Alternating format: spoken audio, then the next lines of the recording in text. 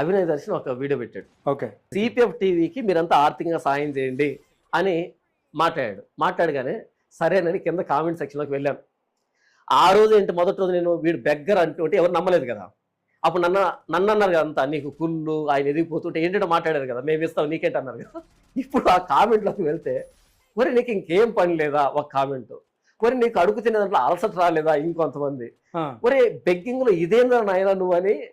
ఇక అన్నీ ఇలాగే ఉన్నాయి. ఇదేం అడుగు తినడం నాయన, నీకు సిగ్గు శరం లేదా, ఎప్పుడు అడుగు తినడమేనా, ఏమైనా పని చేసుకోబోత కానీ. ఇక అదే కామెంట్లు వచ్చాయి. అప్పుడు అనిపించింది ఫలించింది.